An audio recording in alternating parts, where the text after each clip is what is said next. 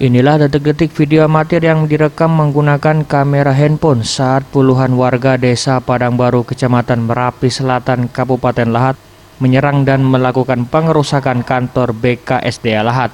Aksi ini dipicu kekesalan warga akibat ribuan tanaman karet yang baru mereka tanam dicabut oleh petugas BKSDA bersama unsur tripika.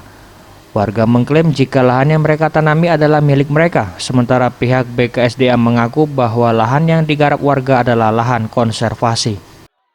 Dalam tuntutannya, warga meminta pihak BKSDA mengganti rugi sedikitnya 3.000 batang bibit tanaman karet yang sudah mereka tanam yang dicabut oleh petugas. Selain itu, mereka juga mengklaim jika lahan yang mereka garap sehari sebelum pengerusakan adalah lahan milik warga yang sudah lama dikuasai BKSDA.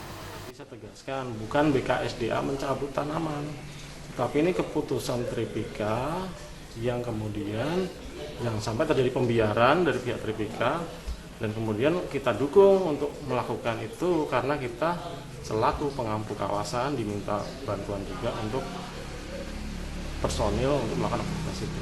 Nah, pasca pencabutan itu, itulah terjadi tindakan anarkis oleh masyarakat Dusun Padang Baru. Petugas Tidak ada korban jiwa dalam kejadian ini, namun 5 petugas dari BKSDA menjadi korban pemukulan oleh warga. Selain itu, kantor BKSDA Lahat Pusat Pelatihan Gajah dipastikan mengalami kerusakan di bagian jendela akibat lemparan batu dan pukulan benda tumpul.